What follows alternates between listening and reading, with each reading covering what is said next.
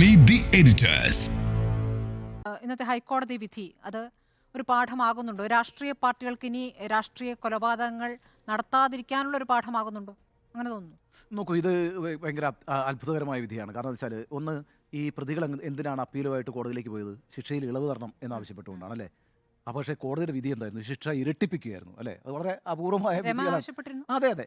അപ്പം പിന്നെ നോക്കൂ, ഇതിൻ്റെ പ്രശ്നം എന്താണെന്ന് വെച്ചാൽ, ഞാൻ ഇതിനകത്ത് രാഷ്ട്രീയ പാർട്ടികൾ പുനരാലോചന നടത്തുമോ ഈ വിധിയുടെ അടിസ്ഥാനത്തിൽ എന്നതിനപ്പുറം രാഷ്ട്രീയ പാർട്ടികളുടെ ഉപകരണങ്ങളായി മാറാൻ ഇനി ആരെങ്കിലും തയ്യാറാകുമോ എന്നുള്ളതാണ് ഏറ്റവും പ്രധാനപ്പെട്ട ചോദ്യമായി ഞാൻ കാണുന്നത്. ഇപ്പോൾ ഈ ഇരട്ട ജീവപര്യന്തം എന്ന് പറഞ്ഞാൽ, ഇപ്പോൾ നോക്കൂ, നമ്മൾ 12 വർഷം ഈ പ്രതികൾ ജയിലിൽ കഴിഞ്ഞ്, അല്ലേ? 12 വർഷം കഴിഞ്ഞു. ഇനിയിപ്പോൾ 20 വർഷം കൂടി കഴിയണം, അല്ലേ? എന്ന് പറയുന്നത് 2044 അല്ലേ? 2044 തന്നെ മാത്രമല്ല, പരോള് കിട്ടില്ല, പരോളില്ല, പുറത്തേക്ക് ഇറങ്ങാൻ പറ്റില്ല. ഇപ്പോൾ ഇപ്പം നമ്മുടെ തന്നെ വാർത്ത നോക്കിയാൽ അറിയാം, 300 ദിവസം, 400 ദിവസം, 150 ദിവസം, അതെ, ഇങ്ങനെയൊക്കെ പല ആളുകളും പുറത്തു പോയിട്ടുണ്ട്. ഈ പോയ ആളുകൾ തന്നെ പല കേസുകളിൽ പ്രതിയായിട്ടുണ്ട്, ചിലർ വിവാഹം കഴിച്ചിട്ടുണ്ട്. അങ്ങനെയൊക്കെയുള്ള അവസ്ഥ അതായത് കൊട്ടേഷൻ പ്രതികളിൽ പലരുടെയും വിവാഹം നടന്നതും കുട്ടികളുണ്ടായതൊക്കെ ഈ കാലയളവിലാണ്. അപ്പോൾ ആ സൗകര്യങ്ങളൊക്കെ അനുഭവിച്ചിട്ടുണ്ട്. ഇപ്പോൾ ഈ പറയുന്നതൊരു വളരെ, അപ്പോൾ അങ്ങനെ വരുമ്പോൾ എന്ത് പറ്റും അറിയാമോ? രാഷ്ട്രീയ പാർട്ടികൾ ഇത്തരത്തിലുള്ള കൊലപാതകങ്ങൾ ചെയ്തു കഴിഞ്ഞ് കഴിഞ്ഞാൽ ചൂണ്ടിക്കാണിച്ചിട്ടാണല്ലോ പ്രതികളെ കൊടുക്കുകയാണല്ലോ ചെയ്യുക. പ്രതികളെ കൊടുക്കുക, സപ്ലൈ ചെയ്യുക. അപ്പോൾ അതിന് വേണ്ടിയിട്ട് വന്ന് നിൽക്കുന്ന ആളുകളുണ്ട്. 10 വർഷം കഴിഞ്ഞ് പുറത്തേക്ക് വരുമ്പോൾ വലിയൊരു തുകയോ മറ്റ് പിന്നെ ജോലി, ഭാര്യയ്ക്ക് ജോലി, അങ്ങനെയൊക്കെയുള്ള സാധ്യതകളൊക്കെ ആരാഞ്ഞുകൊണ്ട് ഈ പണിക്ക് പോകുന്ന ആളുകളുണ്ട്. എന്നാൽ ഒരിക്കലും പുറത്തു വരാൻ കഴിയില്ല എന്ന് തോന്നിയാൽ ആ വിഭാഗം ഇനി അത്തരത്തിൽ പ്രവർത്തിക്കും. അതാണ് എൻ്റെ ഒന്നാമത്തെ ഇതിനകത്തൊരു ടേക്ക് എന്ന് പറയുന്നത്. രാഷ്ട്രീയ കൊലപാതകങ്ങളെ നടത്തി കൊടുക്കുന്ന ഗുണ്ടാ സംഘങ്ങൾക്ക് ഈ വിധി ഒരു വലിയ ഭീഷണിയാണ്. കാരണം ഒരു പൊളിറ്റിക്കൽ പേട്രണേജ് കിട്ടിയാലും ഈ പറയുന്ന തിരുവനന്തപുരത്തുകാർ പറയുന്നൊരു ഭാഷയുണ്ട്, ജയിലിടിഞ്ഞാലും പുറത്തു വരാത്ത കേസ് എന്ന് പറയും. എന്ന് പറയുന്ന കണക്ക് ജയിലിടിഞ്ഞ് പൊളിഞ്ഞു വീണാലും പുറത്തു വരാത്ത രീതിയിലാണ് ഈ വിധി വന്നിരിക്കുന്നത്. ആ അർത്ഥത്തിൽ ഇത് വളരെ പ്രധാനപ്പെട്ട ഒരു വിധിയാണ്. അത് നല്ലൊരു കാര്യമാണ്. മാത്രമല്ല, രാഷ്ട്രീയ കൊലപാതകങ്ങളെ സംബന്ധിച്ച് നടത്തിയ കോടതിയുടെ നിരീക്ഷണം വളരെ പ്രധാനമല്ലേ? നോക്കൂ, ഒരു ജനാധിപത്യത്തിലെ അഭിപ്രായം പറയുന്നതിൻ്റെ പേരിൽ ആളുകൾ കൊല്ലപ്പെടാൻ പാടില്ല എന്ന് പറയുന്നു. അപ്പോൾ അത് വളരെ പ്രധാനപ്പെട്ട ഒരു നിരീക്ഷണമാണ്. അപ്പോൾ അഭിപ്രായം പറയുമ്പോൾ ആ അഭിപ്രായം പറയുന്ന ആളുകളെ കൊല്ലുക എന്ന് പറയുന്ന രീതിക്ക് എതിരായിട്ടൊരു വിധി വരുന്നു. കൊലപാതകത്തിന് ടൂൾസായി നിൽക്കുന്ന, ഉപകരണമായി നിൽക്കുന്ന ആളുകൾക്ക് ഈ വിധി ഒരു ഭീഷണിയാകുന്നു. ആ അർത്ഥത്തിൽ ഇതൊരു നല്ല വിധിയാണ്. എം വി നികേഷ് കുമാർ എങ്ങനെയാണ് കരുതുന്നത്? ഇതിപ്പോൾ പാർട്ടിയുടെ ഭാഗമായി പുതുതായി പ്രതി ചേർക്കപ്പെട്ട 2 പേർക്ക് ജീവപര്യന്തവും, മറ്റേ നേരത്തെ ഈ കൃത്യത്തിൽ നേരിട്ട് പങ്കെടുത്തവർക്ക് ഇരട്ട ജീവപര്യന്തവുമാണ് വിധി. അത് മാത്രമല്ല, ഈ മരിച്ചുപോയ, ജയിലിൽ കഴിയുമ്പോൾ മരിച്ചുപോയ കുഞ്ഞനന്തനുള്ള പിഴശിക്ഷ കുറച്ചിട്ടില്ല, അത് വേണ്ട എന്ന് വെച്ചിട്ടില്ല കോടതി. അത് കുഞ്ഞനന്തന് കുടുംബം നൽകണം എന്ന് കൂടി കോടതി വിധിച്ചിരിക്കുകയാണ്. തീർച്ചയായും ഇത് 2024 ലോക്സഭാ തെരഞ്ഞെടുപ്പിന് തൊട്ട് മുമ്പാണ് TP കേസിൽ ഹൈക്കോടതിയുടെ അപ്പീൽ ബെഞ്ച് വിധി പറഞ്ഞിരിക്കുന്നത് എന്നുള്ളത് സ്വാഭാവികമായും വടകര ലോക്സഭാ സീറ്റിലെങ്കിലും ഏറ്റവും കുറഞ്ഞത് UDFും RMPയും ഉയർത്തും എന്ന കാര്യത്തിൽ നമുക്ക് തർക്കമില്ല. നേരത്തെ മറ്റൊരു ലോക്സഭാ തെരഞ്ഞെടുപ്പിന് തൊട്ട് മുമ്പായിരുന്നു വിചാരണ കോടതി ഇക്കാര്യത്തിൽ വിധി പറഞ്ഞിട്ടുള്ളത്. അപ്പോൾ ഇത് ആ തെരഞ്ഞെടുപ്പിനെ സ്വാധീനിച്ചിട്ടുണ്ട്. ഇപ്പോൾ വീണ്ടും അപ്പീൽ കോടതിയുടെ വിധി കൂടി വരുമ്പോൾ അതെങ്ങനെയാണ് സ്വാധീനിക്കാൻ പോകുന്നത് എന്നുള്ളതാണ് നമ്മൾ പ്രധാനമായും ഉറ്റുനോക്കുന്നുണ്ടാവുക. നോക്കൂ, ഇതിനകത്തുള്ള ഏറ്റവും പ്രധാനം ഇവർക്ക് ശിക്ഷാ ഇളവ് നൽകരുത് എന്നുള്ളതാണ്. അത് മാത്രമല്ല, ഇവരെ ജയിലിന് പുറത്ത് വിടാതിരിക്കാനുള്ള പരോള് അടക്കമുള്ള കാര്യങ്ങളിൽ പോലും നിയന്ത്രണമുണ്ട് എന്നാണ് കരുതുന്നത്, അല്ലെങ്കിൽ അങ്ങനെയാണ് വിധി വരുന്നത്.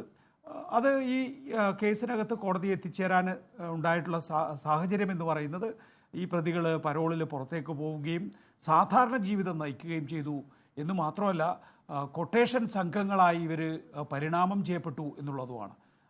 TP ചന്ദ്രശേഖരൻ വധം യഥാർത്ഥത്തിൽ TP ചന്ദ്രശേഖരൻ വധത്തിൽ മാത്രമായി നിൽക്കുകയല്ല ചെയ്തിട്ടുള്ളത്.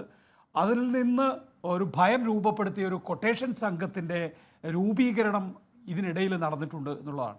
അതിന്മേലുള്ള കോടതിയുടെ ശക്തമായ ഇടപെടലാണ് ഈ പരോളിന്മേലുള്ള നിയന്ത്രണം എന്നാണ് ഞാൻ മനസ്സിലാക്കുന്നത്. അത് വളരെ പ്രധാനപ്പെട്ടതാണ്. നേരത്തെ ഉണ്ണി ഇവിടെ ചൂണ്ടിക്കാണിച്ചതുപോലെ ഇത് കൊലപാതകികൾക്ക് മാത്രമല്ല, ആസൂത്രകർക്കുമുള്ള മുന്നറിയിപ്പാണ്. ജയേഷ്ണൻ വധക്കേസിൽ വധശിക്ഷ വിധിച്ചിട്ടുണ്ട്, ഇതിനകത്ത് വധശിക്ഷ വിധിച്ചിട്ടില്ല. പക്ഷേ വധശിക്ഷയേക്കാൾ ശക്തമായ വിധി ആജീവനാന്ത കാലം പരോളില്ലാതെ തടവിൽ കിടക്കുന്നത് തന്നെയാണ്. അതുകൊണ്ട് TP ചന്ദ്രശേഖരൻ്റെ വധം നമുക്കറിയാവുന്നതുപോലെ വളരെ മൃഗീയവും പൈശാചികവുമാണ്. അതിന് പ്രതികൾക്ക് ഏറ്റവും ശക്തമായ, ഏറ്റവും അവരർഹിക്കുന്ന ഏറ്റവും ശക്തമായ ശിക്ഷ കിട്ടണം എന്ന് തന്നെയാണ് എൻ്റെയും ആഗ്രഹം. ശരി, വിധി പാഠമാണ് എന്നതിനപ്പുറം ഇതൊരു സുപ്രധാനമായ ചരിത്രപരമായ വിധി. പാഠമാകുമോ എന്നൊന്നും പറയാൻ പറ്റില്ല. ഇനി രാഷ്ട്രീയ കൊലപാതകങ്ങൾ ഉണ്ടാകാതിരിക്കുകയൊന്നുമില്ല. പക്ഷേ ഇതിൽ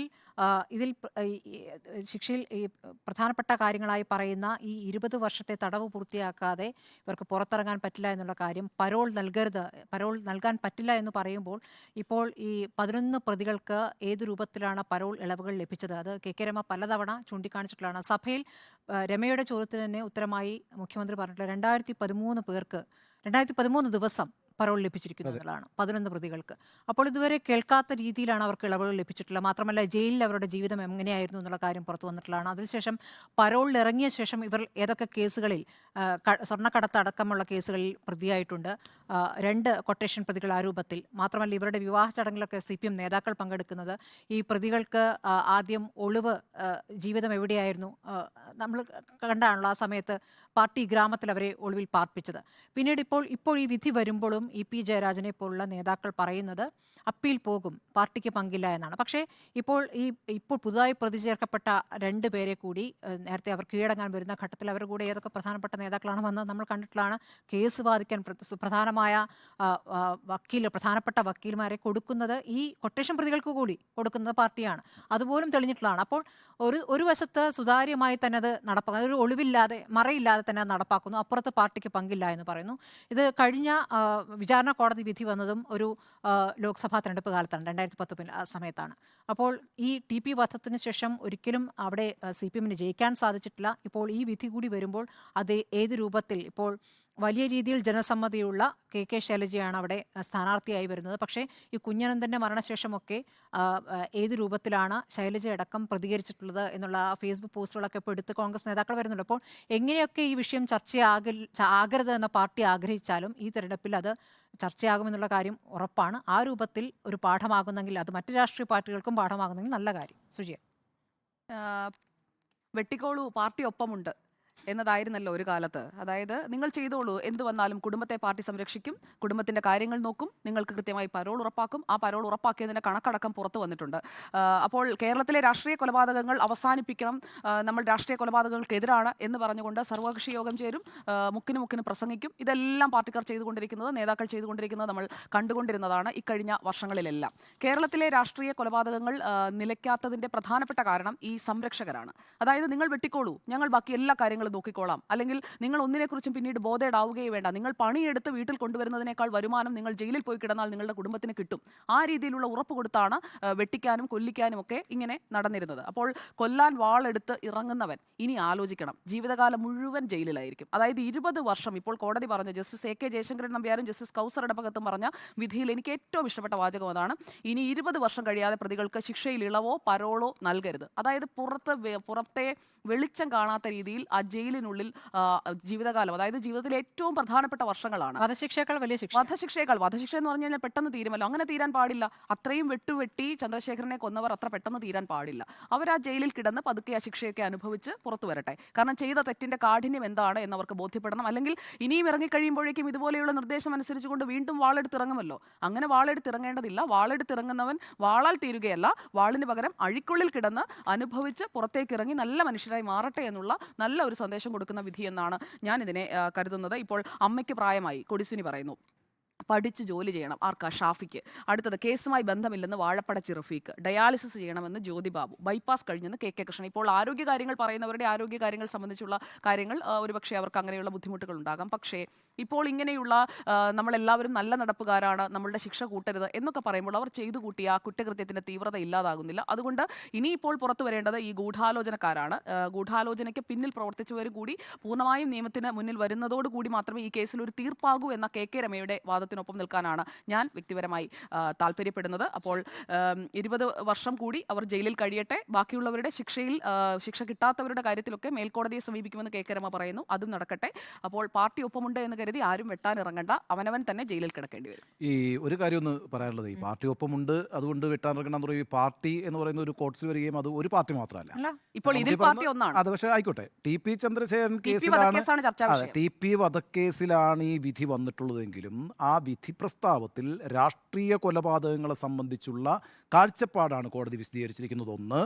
രണ്ട്, അതിന് ഒരു രാഷ്ട്രീയ പ്രസ്ഥാനവും ഇനി തയ്യാറാകരുത് എന്നുള്ള നിലയ്ക്കാണ് ആ ശിക്ഷ മാതൃകയാകുന്നത്. TP വധക്കേസിലാണ് ഓഫ് കോഴ്സ് ഈ വിധി വന്നിരിക്കുന്നത്. അങ്ങനെയാണല്ലോ ചില വിധികൾ, ചില വലിയ അഴിമതി കേസുകളിൽ ചില വിധി വരും. എന്താ അത് ആ ഒരാൾ നടത്തിയ അഴിമതി മാത്രമല്ലല്ലോ അത്, പിന്നീട് അത് ആ വിധി എല്ലാവർക്കും ബാധകമാകുന്ന രീതിയിലാണ് അത് കോട്ട് ചെയ്യപ്പെടുക. അപ്പോൾ ഇവിടെ എല്ലാ രാഷ്ട്രീയ പാർട്ടികൾക്കുമുള്ള, ആരാണ് കേരളത്തിൽ രാഷ്ട്രീയ കൊലപാതകങ്ങൾ ആസൂത്രണം ചെയ്യാത്ത, രാഷ്ട്രീയ രക്തസാക്ഷികളെ സൃഷ്ടിക്കാത്ത പാർട്ടി? അത് ഈ കേരളത്തിൽ മാത്രമല്ല, ഇന്ത്യയിലും എല്ലാ പാർട്ടികളും അത് ചെയ്തുകൊണ്ടിരിക്കുന്നതാണല്ലോ. അപ്പോൾ എല്ലാ പാർട്ടികൾക്കും ബാധകമായ ഒരു വിധിയാണിത്. അങ്ങനെയാണ് നമ്മൾ അതിനെ മനസ്സിലാക്കേണ്ടത്. ശരി, ആ രൂപത്തിലാണ് അത് പാഠമാകേണ്ടത്. ആകണം എന്നുള്ള കാര്യത്തിൽ 4 പേർക്കും ഒരേ അഭിപ്രായം.